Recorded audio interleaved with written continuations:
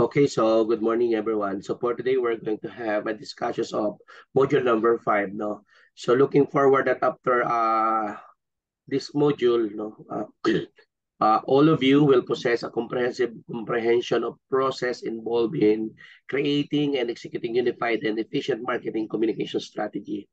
And this strategy will incorporate diverse channels to ensure the delivery of consistent and influential messages to specific target audience. No? Individuals should possess the capability of employ these principles in practical marketing situation in order to augment brand involvement and attain marketing goals.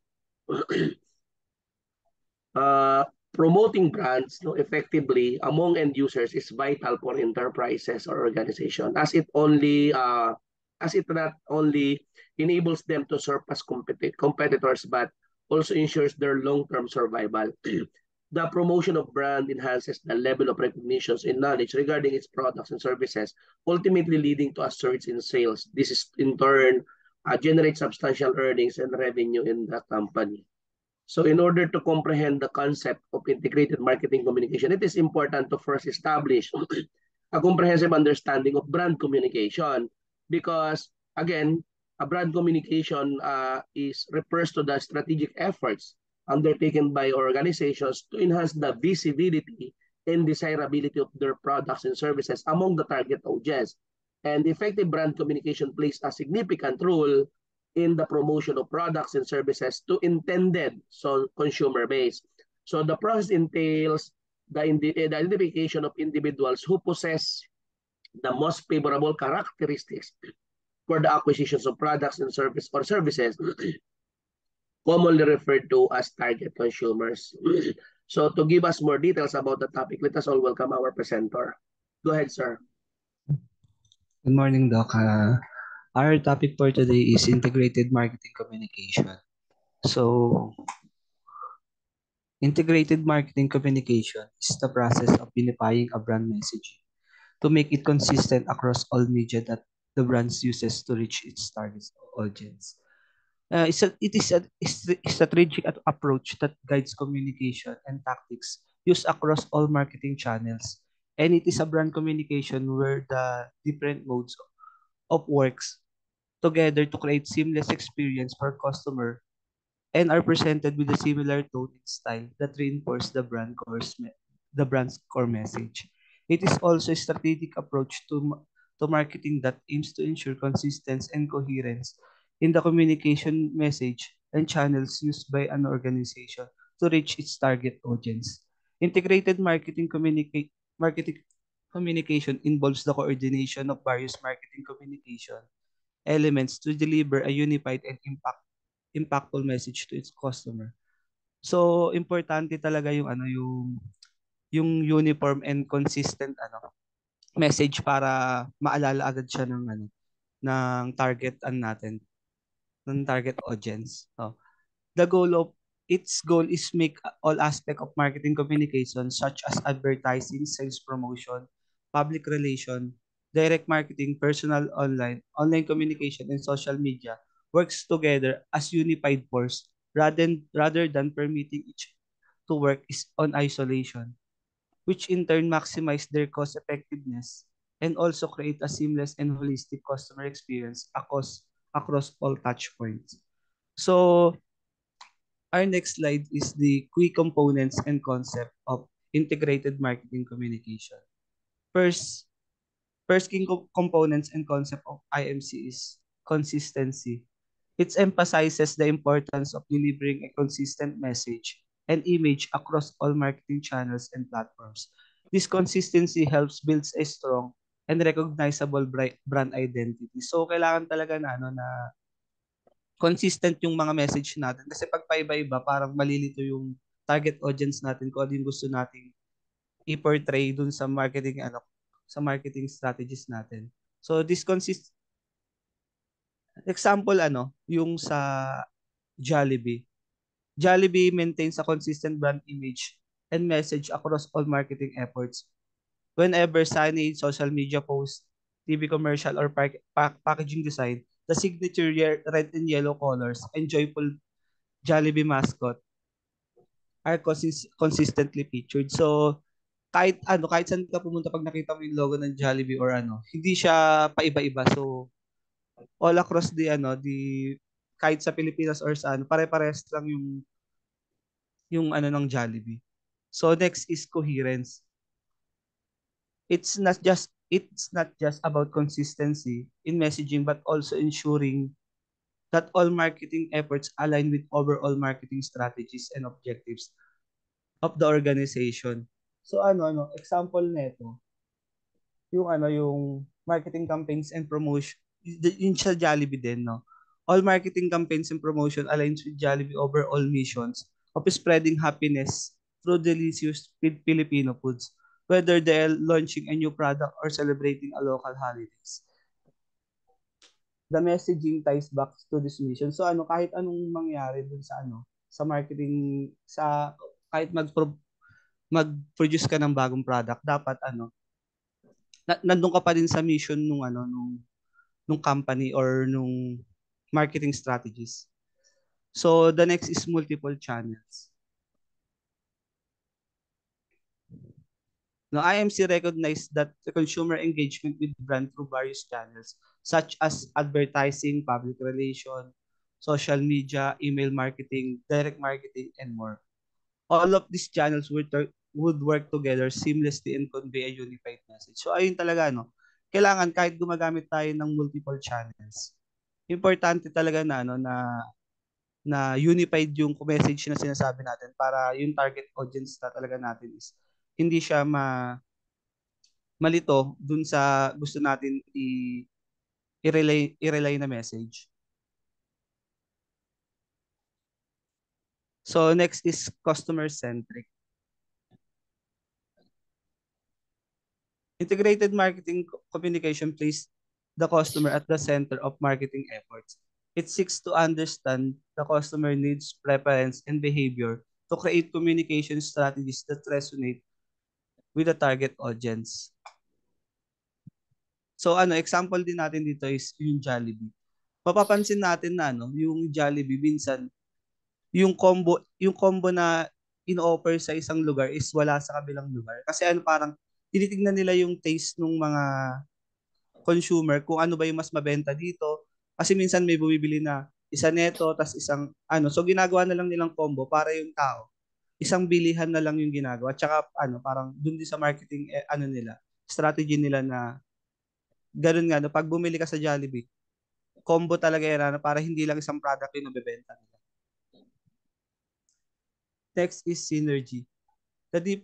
Synergy is the different marketing channels and tactics should complement and reinforce to each other. This synergy amplifies the overall impact of marketing campaign. So kunwari si Jollibee nag-launch siya ng bagong product.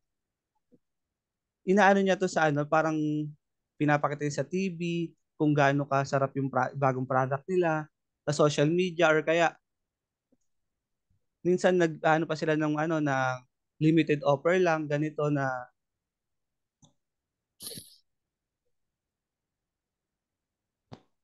yung na to, this element work together to create a cohesive message about the new product. Kung parang minsan nagbibigay pa sila ng ng mga ng anong tawag dito? Yung mag-share ka sa Facebook ng mga videos na tinatry mo yung nila, yung product nila, then pipili sila doon ng mga winners para mas maano yung product nila, mas ma-market.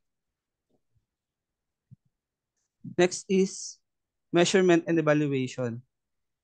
IMC involves continuous monitoring and measurement of marketing activities to assess their effectiveness. This data-driven approach allows marketers to make informed decision and adjust their strategies. So kailangan talaga natin i-evaluate kung ano ba yung nagiging result nung ating nung marketing strategies natin. So yung data na to magagamit natin to adjust our marketing strategies kung naging effective ba or hindi. So natatrack din, kunyari si Jollibee, tinatrack niya yung foot traffic nung mga customers. So, kung nakikita niya na mababa yung foot traffic, so gagawa siya ng advertising campaign na para mas mapadami yung foot traffic.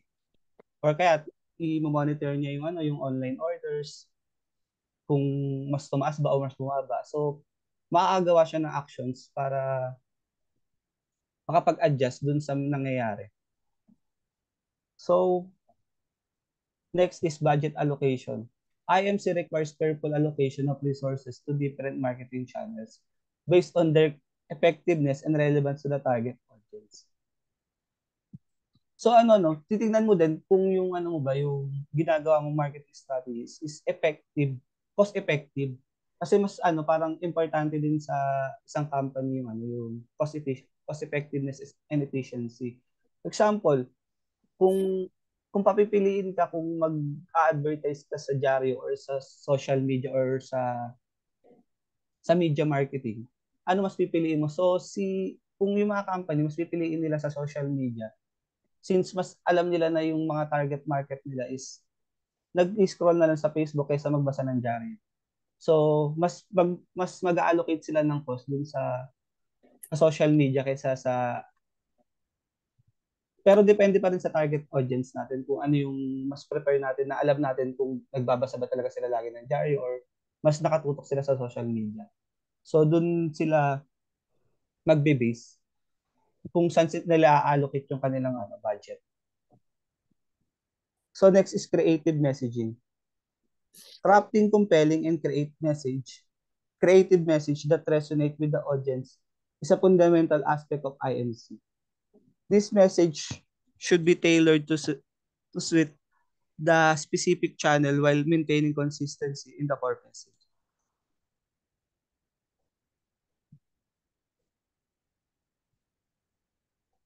So next tayo is brand identity. Brand identity IMC helps in building and reinforcing a strong brand identity. A well-executed IMC strategy can create a brand image that is instantly recognizable and associated with positive attributes. So yung katulad sa yung brand identity ng ng Jollibee. Diba parang siya pampamilya kasi parang ang target market niya is yung mga bata. So kapag kasi yung common talaga na kapag nakuha mo yung bata is kasama na yung mga yung pamilya. So yung naging brand identity ni Jollibee is talaga siya parang pambata. So kung nakuha nila yung loob ng bata, mas makukuha na din nila yung pamilya kasi hindi naman pupunta yung bata mag-isa sa Jollibee. So ayun yung maganda sa sa naging strategy ng ng Jollibee, mas tinarget nila yung bata. So ayun yung naging identity nila na sila, more on family para sa mga bata. So the next is long-term perspective. IMC is not a short-term tactics but a long-term strategy. It aims to build lasting relationship with customer and strengthen loyalty over time. So ito yung kailangan pagka nag-aan tayo ng marketing strategies, hindi lang siya short-term. So continuous dapat siya. Kasi para mas mag-grow yung company kasi pag short term lang parang hindi siya cost effective. So mag-iisip ka na naman ng bago, din gagastos ka na naman for So dapat talaga yung mo is long term perspective. So successful implementation of integrated marketing communication can lead to several benefits for an organization, including increase of brand awareness, improved customer loyalties, higher conversion rate, and more efficient and effective marketing strategy.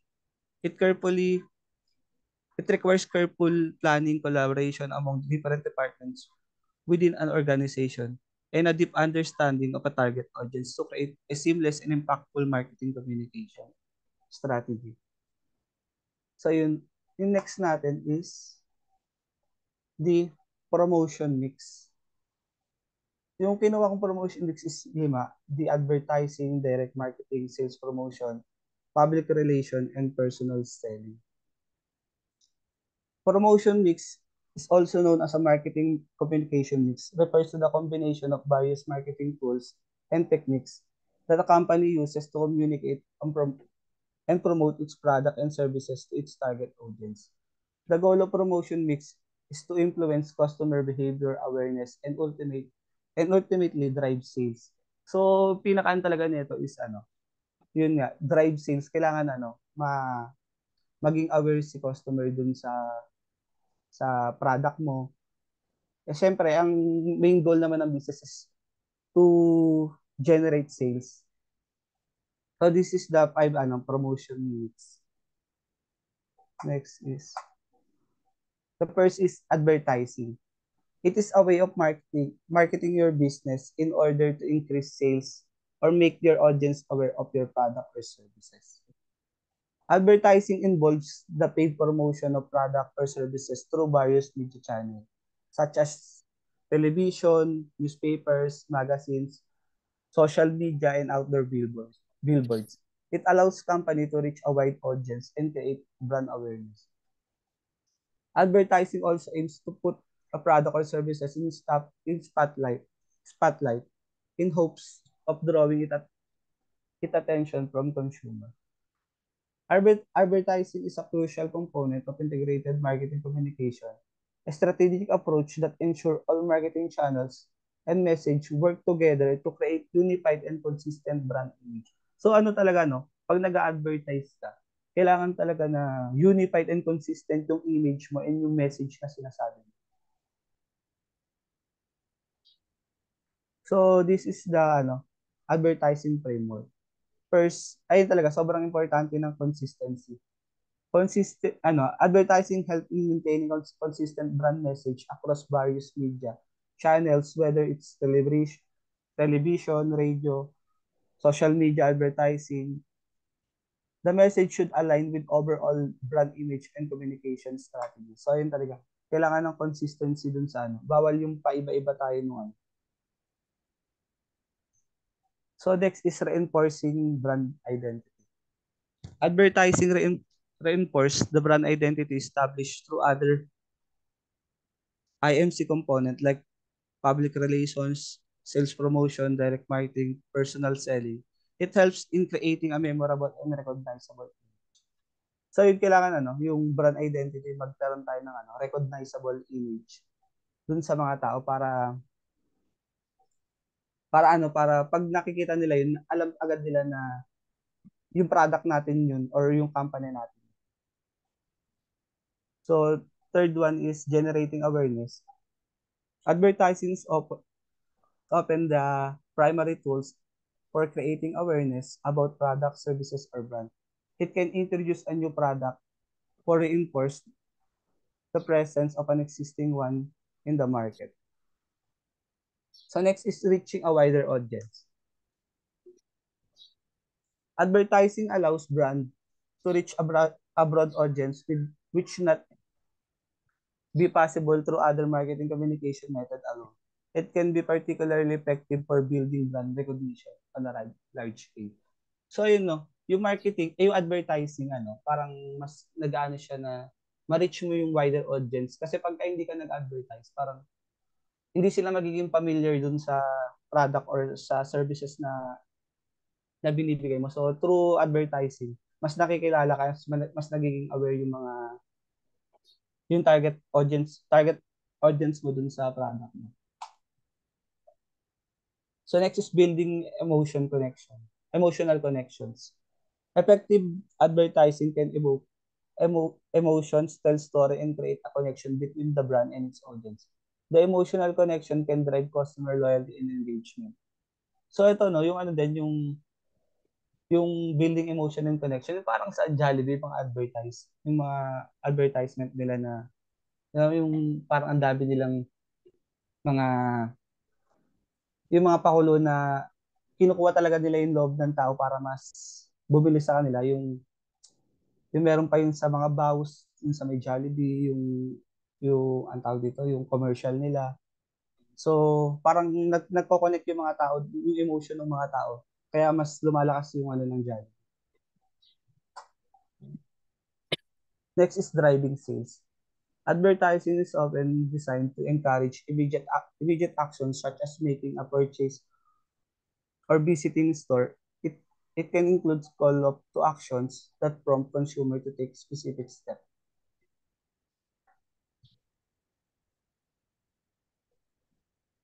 So, yun, yung driving sales, ito naman talaga yung main purpose ng ano ng business eh, na maka ano ka ng sales.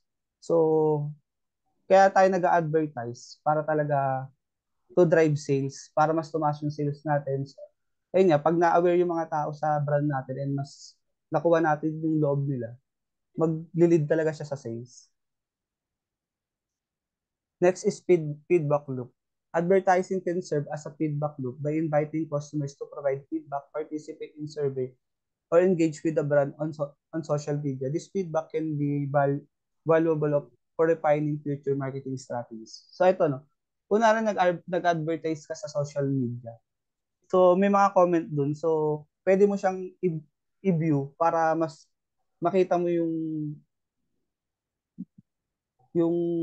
ano ng mga tao, yung feedback ng mga tao. Then nakakapag-adjust ka for future marketing strategies. So measuring impact. In the digital age, advertising allow for precise measurement of its impact. Marketer can track metrics like impression,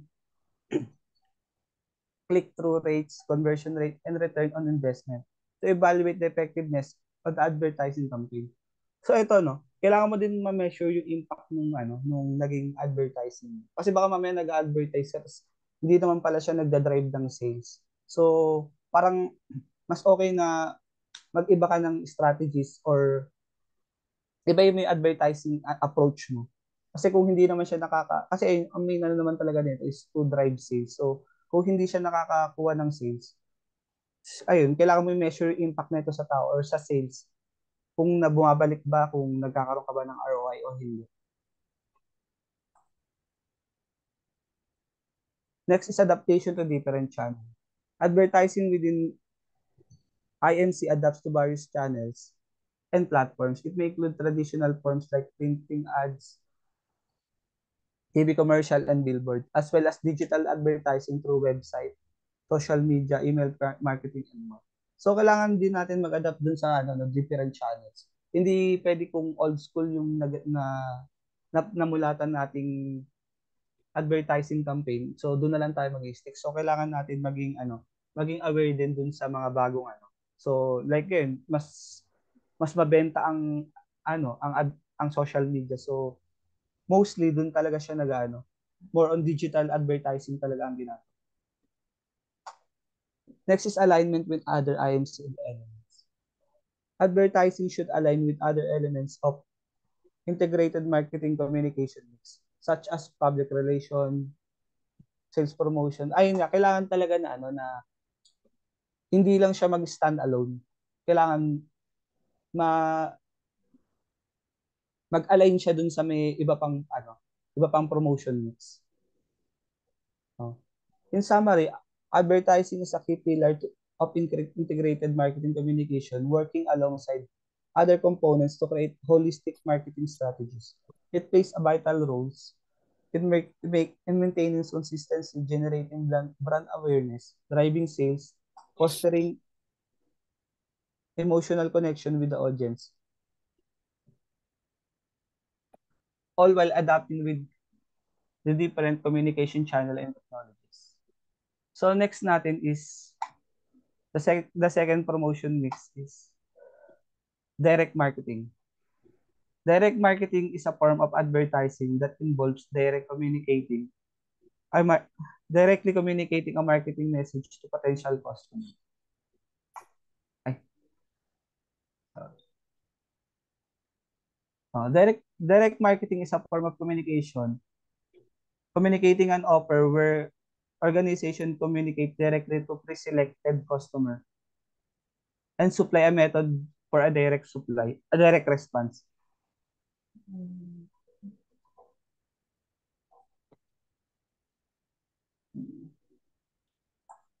Direct marketing is an essential component of integrated marketing communication, which is a strategic approach to marketing that ensure all aspects of marketing campaign work together to create a unified and consistent message to target audience.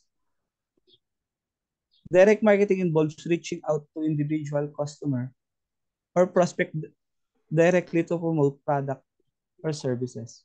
So, yung next slide natin is the how direct marketing fit into integrated marketing.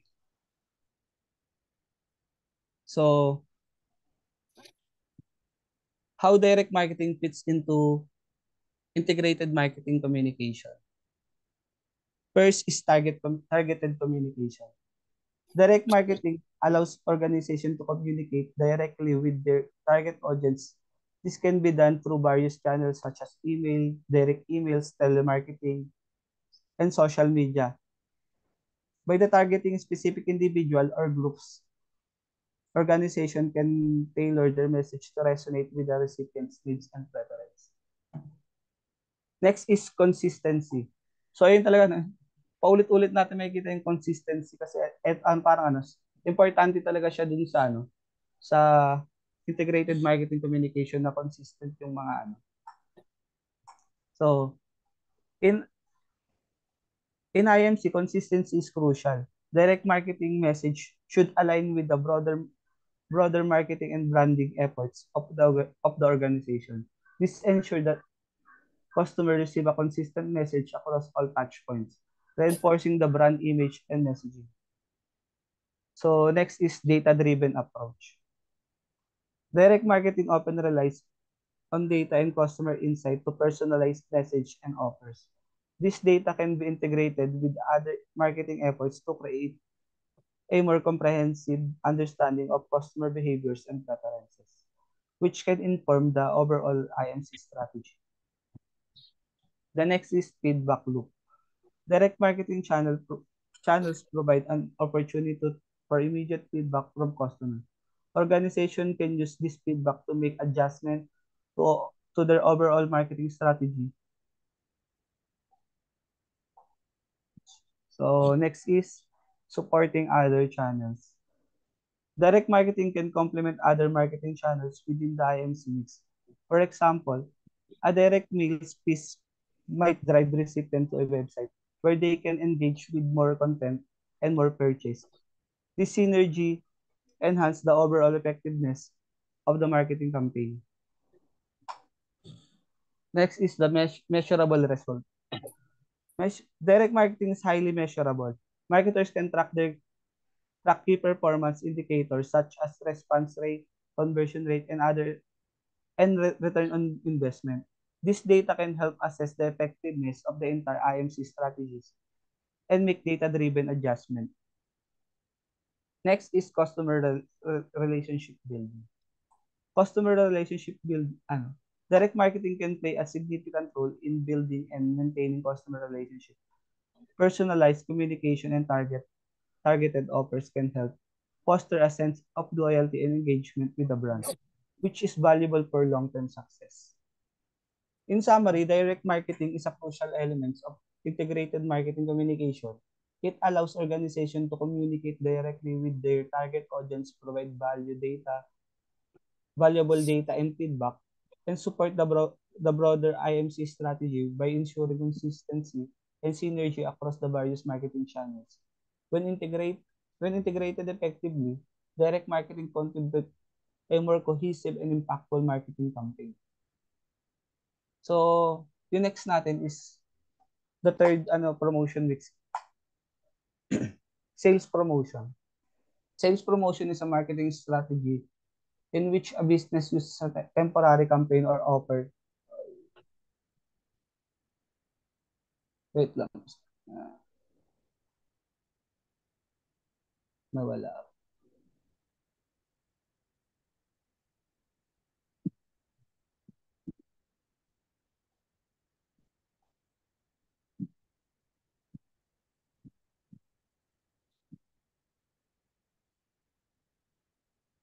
Okay na pa sir. Ay, okay na po classmates. Nakikita mo. Ulit. Bumalik. Oh.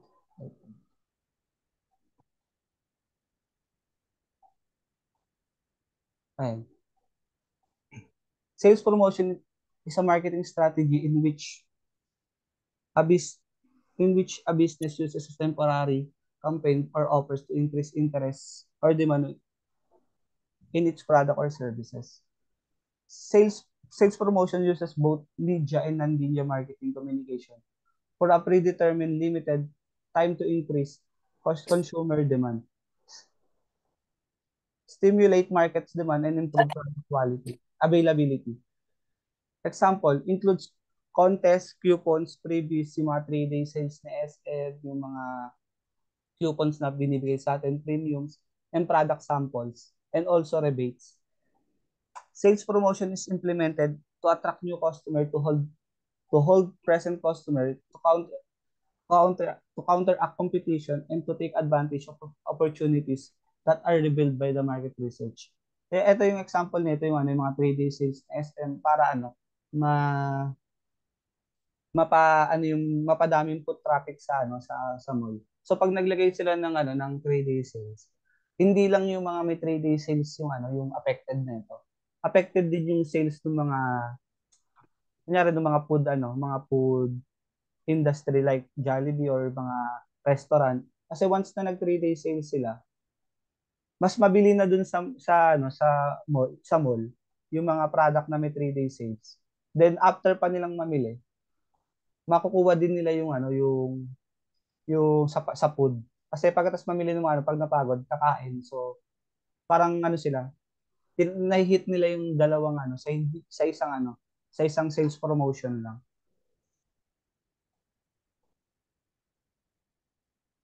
Sales promotion is an integral component of integrated marketing communication, a strategic approach that aims to create a unified and consistent message to engage target audience effectively. Sales promotion involves the use of incentives and tactics to encourage customer to take immediate action such as making a purchase. So, the next is how sales promotion fits into the context of INC. So, first, reinforcement of marketing objectives. Sales promotion activities should align with the overall marketing objectives and goals of the organization. By doing so, sales promotion supports and reinforces the broader IMC strategy. For example, if the objective is to increase sales by 20%, a sales promotion campaign can be designed to contribute to these goals. So next is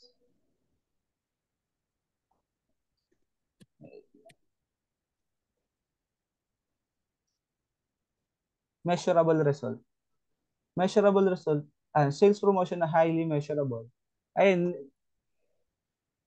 lang siya, parang dun siya dun sa una natin sa direct marketing. Measurable talaga yung Then makita natin yung para makapag-adjust tayo dun sa mga future advertising Then sales promotion is customer building, customer relationship building.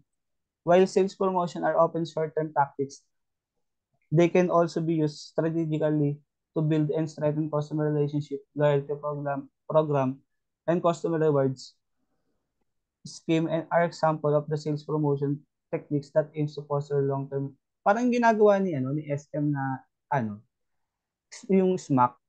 So, nag-earn ka ng points kada bibili ka sa SM malls. So, nag-aano siya ng parang nagbi-build siya ng relationship sa long lasting yung mas matagal na yung loyalty ng customer na kukuha mo kasi every time na nagpe-purchase sila, nag-earn sila ng points, then in the future magagamit din nila to sa pag-purchase ng kung anong product man gusto nila din sa. Next is creating urgency and immediate action. Sales promotion are often designed to create a sense of urgency and encourage immediate action. This can be especially effective when integrated with other marketing efforts such as email marketing, social media campaigns that informs customer about the limited time offer. So yun nga parang inaano mo siya parang short term siya kasi. Kunyari yung 3-day sales. May specific time siya. Pag lumagpas ka din hindi mo na ma-avail yung sale. So short term lang talaga siya, short term.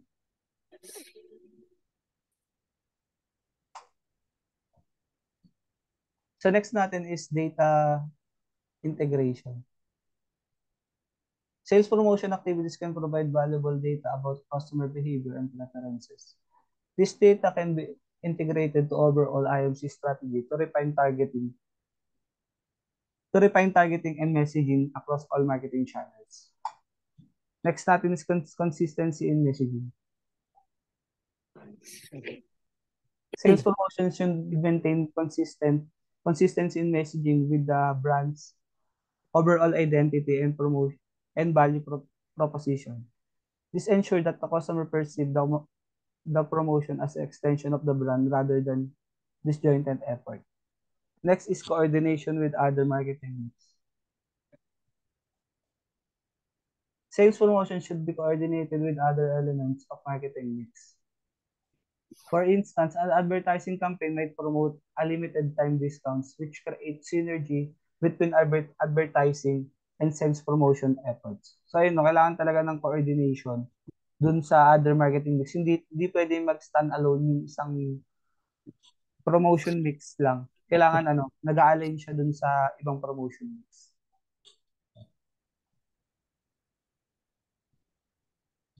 Next is cross-promotion opportunities. Sales promotion can create opportunities for cross-promotion with other brands or partners, such as collaboration. Such collaboration can expand the reach of the promotion and enhance the overall IMC strategy. So, sales promotion plays a crucial role in integrated marketing communication by aligning with marketing objectives, coordinating with the other marketing mix element, creating urgency, providing data for analysis, delivering measurable results, building customer relationship, maintaining consistency in messaging, and facilitating cross-promotion opportunities. When integrated effectively, sales promotion can contribute to well-rounded and cohesive marketing strategies. So next natin is yung third natin promotion, which is the public relation. Public relation is a subset of marketing that focuses on building relationship with the public in order to create a positive public image for a company or organizations. So it promotes goodwill and communication between the company and customer. Good public relation builds a relationship with your customer. Public relation is a component of your marketing strategies. A company will be more profitable through communication and relationship with customer. Organization often use its craft a positive public image of themselves and their activities. Some public relation examples are the traditional advertising campaign, sponsorship, product placement, social media campaign, consumer education,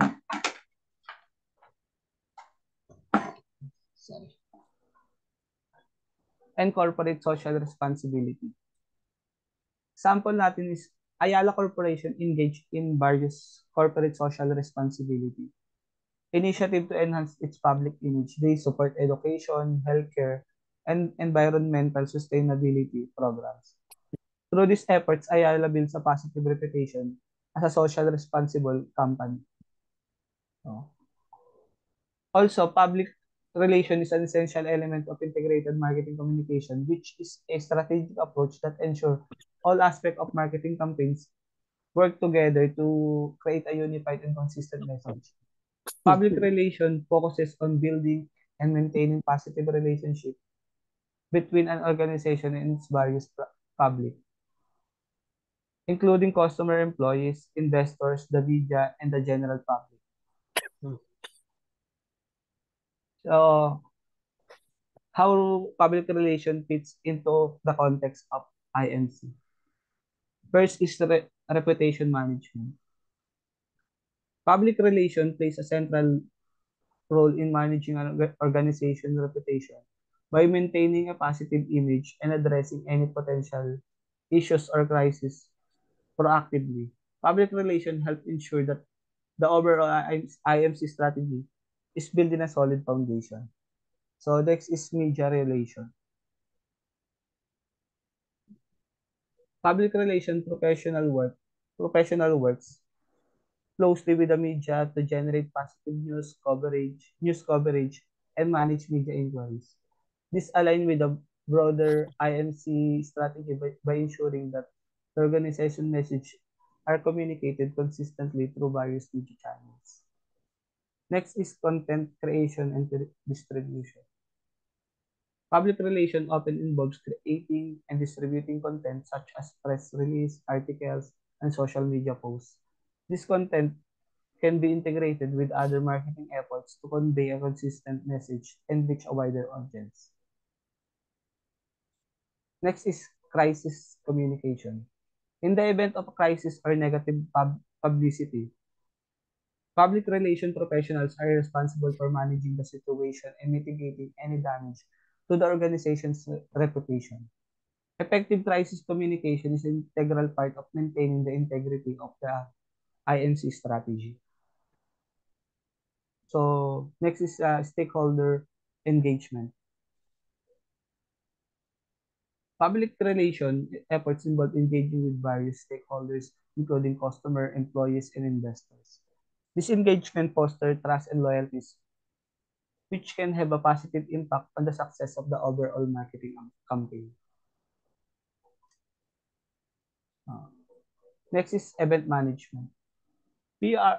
Public relation often includes organizing and managing events such as product launches, press conference, and corporate events. These events can be integrated into the integrated marketing communication strategy to create buzz and generate media coverage. Next is influence and influencer relations. Public relation professionals may collaborate with influencer or key opinion leader to help spread positive message about the brand or product. The influencer marketing can complement other marketing efforts within the IMC strategy. So next is consistent in messaging. So ayun katulad din sa kabila na kailangan consistent yung message natin with brand's overall identity and value proposition. Next is measurement and evaluation. So ito lang din yung kanina na kailangan measurable naman yung market yung mga ganito din. Kailangan natin to this data can inform adjustment to the overall IMC strategy. So kailangan lang natin yung mga data na to adjust dun sa mga susunod na natin marketing strategies. So next is sustainability and corporate responsibility. Public relation can highlight an organization's commitment to sustainability and corporate responsibility, aligning with the broader societal trends and values. This can be integrated into IMC strategy to appeal socially conscious consumer.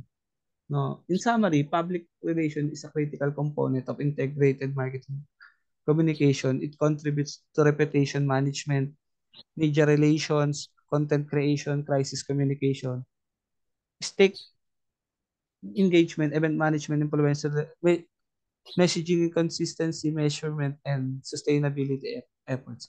When effectively integrated, public relations strengthen the overall IMC strategy and helps organization build and maintain positive relation with the target audience.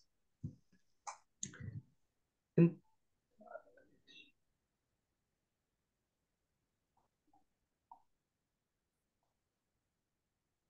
yung last promotion mix is personal selling.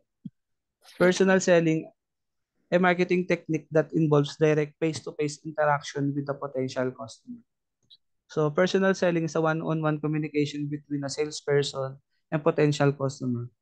It's it is particularly effective for the complex and high valuable product and services where building a relationship and addressing individual needs are essential. It is a communication between a salesperson and prospective customer in which the former learns about the customer needs and seeks to satisfy those needs by offering the customer the opportunity to buy something of value, such as goods or services. The term may also be used to describe a situation where a company uses a sales force as a one main way to communicate with customers. Not only does this technique build a relationship, but it also improves customer satisfaction, build trust, brand and help builds brand awareness. So personal selling is one of the key components of integrated marketing communication, it is a strategic approach to marketing that involves coordinating, integrating various communication channels and tools to deliver consistent and compelling message to the target audience. Personal selling plays a unique role within the framework by offering a personalized and direct interaction between a salesperson and potential buyers.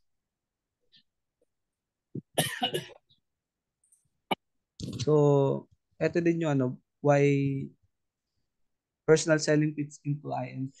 So, customer relationship building.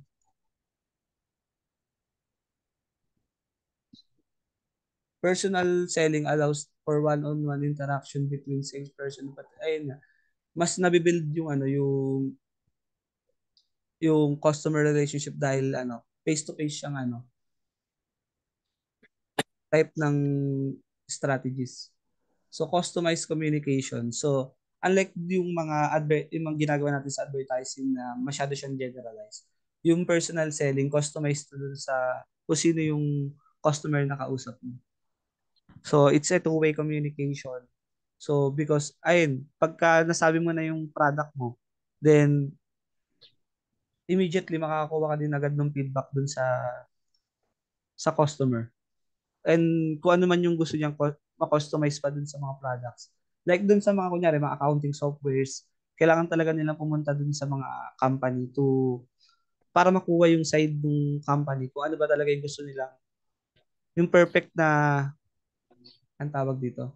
Yung perfect na system na kailangan nila. Okay?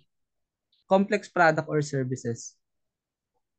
In cases where the product or services being sold is complex or requires detailed explanation, personal selling is particularly valuable.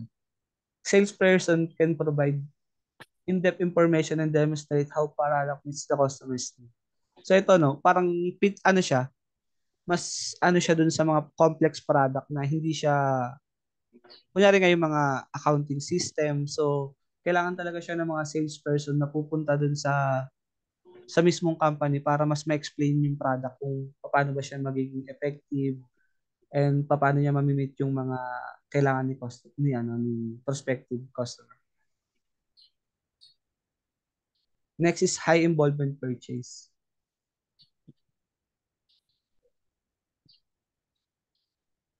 And when customer may need extensive guidance and reassurance for making a decision, with a personal selling can provide. So pagka kailangan na extensive guidance nung kasi high involvement purchase nga siya. So para makapag siya ng assurance dun sa product, kailangan niyang makausap yung salesperson. So next is closing the sales. Personal selling is instrumental in final stage of buying processes.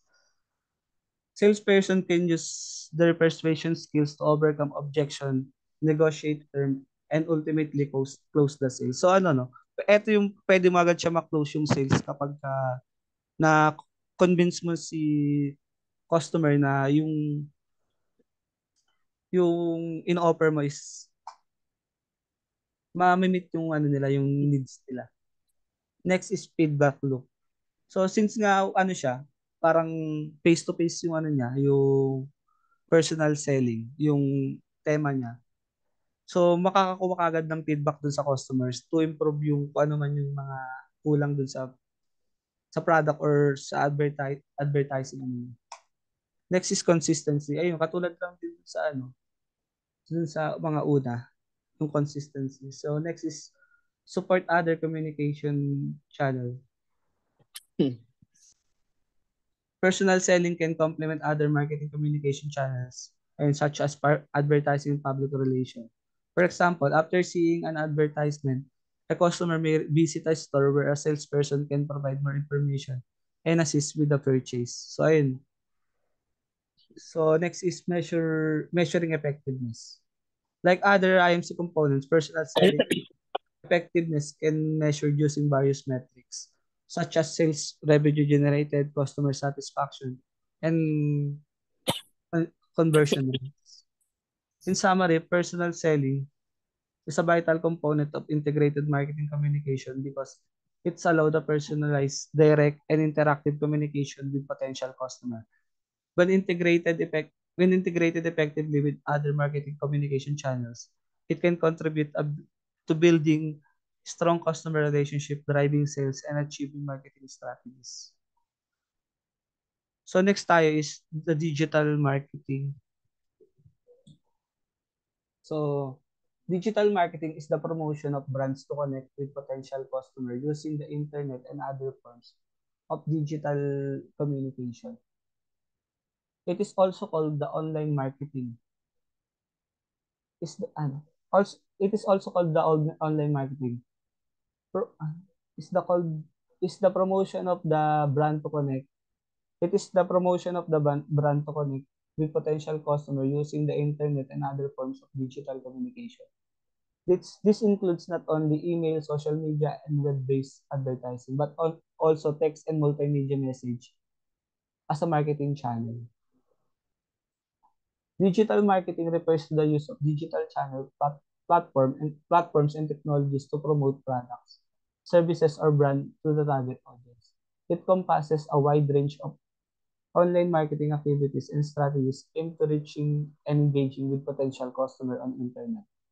Digital marketing has become a crucial component of modern marketing efforts due to increasing reliance on digital devices and online platform by consumers. So the next slide is some key components and strategies within the within digital marketing. So these are the key elements and strategies within the digital marketing. First is search engine optimization. Search engine optimization involves optimizing a website content and structure to rank higher in search engine result pages. The goal is to improve organic search visibility and drive more organic traffic to the website. To improve online visibility, an example nito, to improve online visibility, SM Supermall optimize their website content and structure for search engine. This helps them to rank higher in search result for relevant queries. So next is content marketing. Content marketing focuses on creating and distributing valuable, relevant, and consistent content to attract and engage a target audience. Content can include blog posts, articles, videos, and infographics. So next is social media marketing. Social media marketing, this involves social media platforms like Facebook, Instagram, Twitter, LinkedIn, and other build and, and other to build brand awareness, engagement with followers, and promotes product or services. Paid social media advertising is also part of the strategy.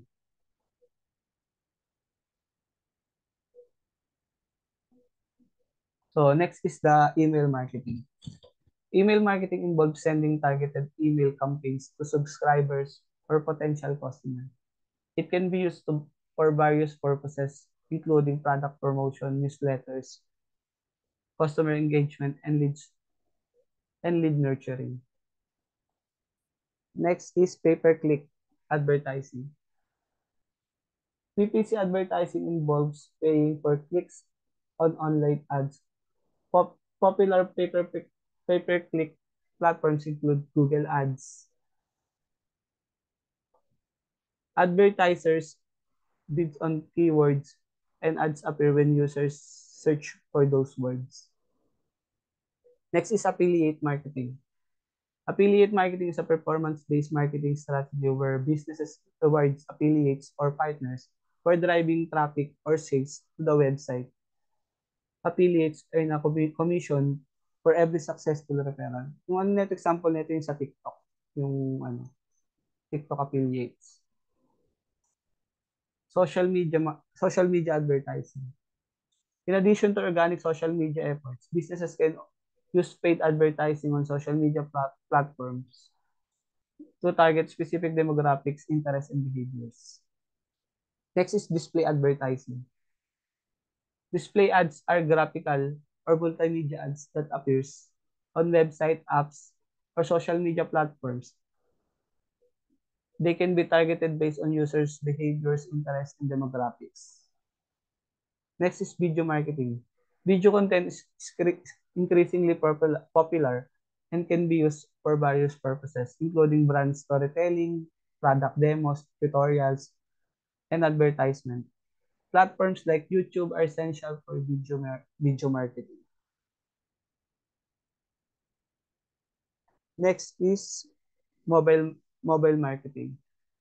Given the prevalence of mobile devices, mobile marketing studies focus on reaching users on smartphones and tablets through mobile apps, mobile website, SMS marketing, and location-based services.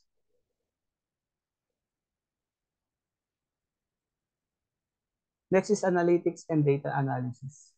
Digital marketers use tools and analytics platform to track and measures the performance of the campaign. This data helps in making data-driven decisions, optimizing strategies, and improving their ROI. Next is conversion rate optimization. Conversion rate optimization involves optimizing web page and users' experience to increase the percentage of visitors who take desired actions such as making a purchase or signing up for a newsletter. Next is marketing automation. Marketing automation tools are used to streamline and automate marketing tasks such as email campaign, lead nurturing, and customer segmentation. Last is influencer marketing. Brands collaborate with influencers, individual with a significant online following to promote their product or services to their audience. So digital marketing is dynamic and constantly evolving as technology and consumer behavior changes. Effective digital marketing strategy require a deep understanding of the target audience, continuous monitoring and optimization, and the ability to adapt to emerging trends and technologies. Next natin is yung ng digital marketing, which is the social media marketing.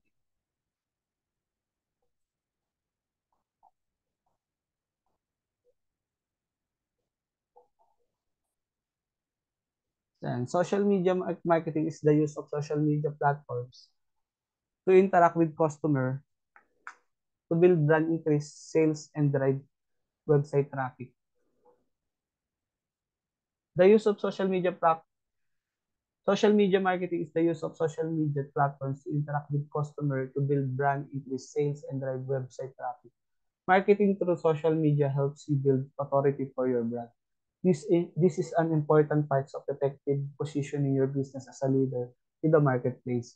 The more valuable content you are sharing on social media, the more opportunities you have to demonstrate your expertise to leads and customers.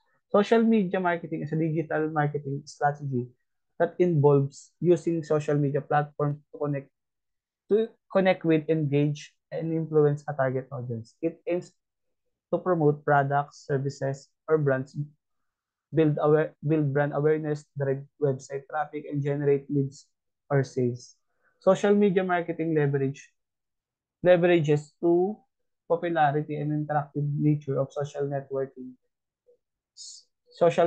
site to achieve these goals. Ano? Here are some of the key aspects of social media marketing.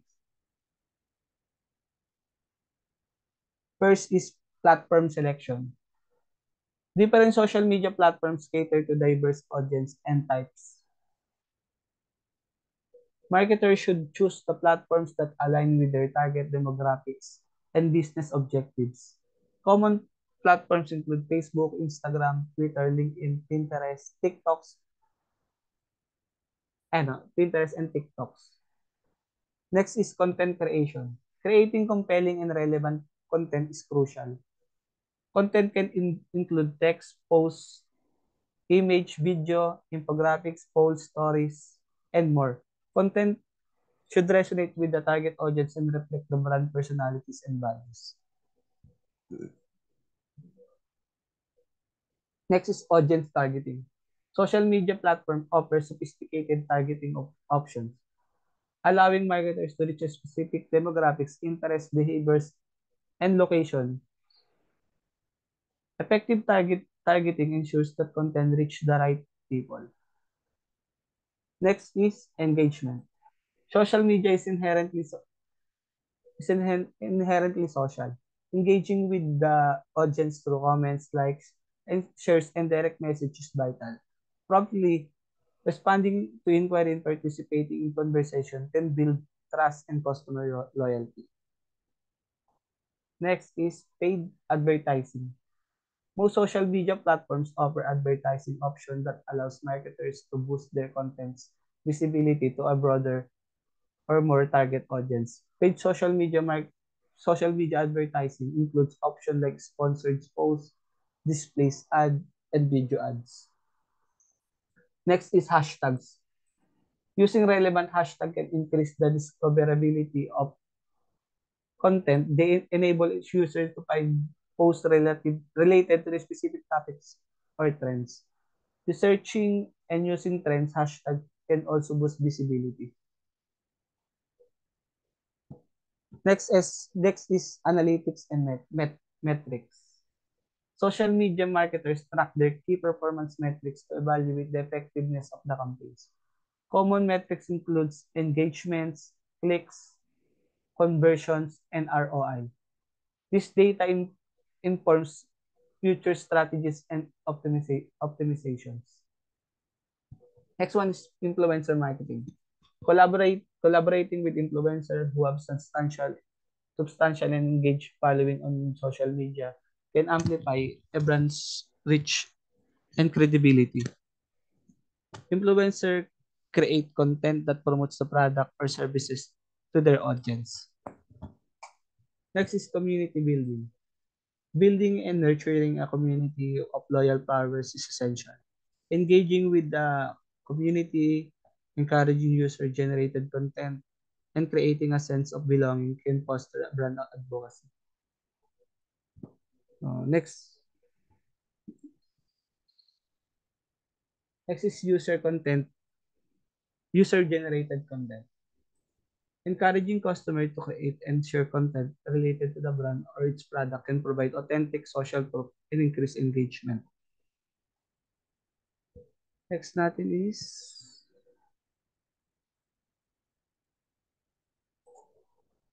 crisis management. Monitoring social media for negative comments or crisis is vital. Timely and appropriate response can help mitigate damage for brand reputation. Next natin is content calendar. Planning and scheduling content is in advance helps maintain a consistent posting schedules. A content calendar ensure that posts are timely, relevant, and aligned with marketing objectives. Social media marketing is a dynamic and continuously evolving. Successful strategy requires a deep understanding of the target audience, creativity in content creation, adaptability to perform changes, and a commitment to ongoing engagement and analysis. Effective social media marketing can lead to increased brand visibility, customer engagement, and ultimately business growth. So digital marketing and social media marketing are closely interconnected, with social media marketing being the subset of the broader digital marketing landscape. Digital marketing encompasses all marketing efforts that use digital channel platforms and technologies to promote products, services, or brands. Social media marketing specifically focuses on using social media platforms for marketing purposes. So ayun lang po yung yung next na presenter po natin is si Miss Jeanette Ocampo. Hello po, good morning. Tanggal lang ako ng ano.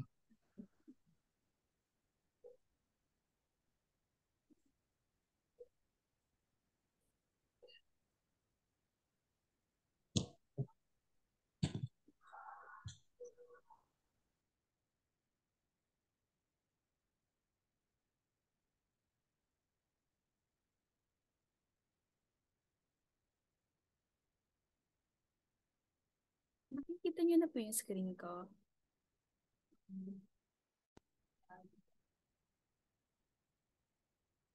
Sharing pa lang.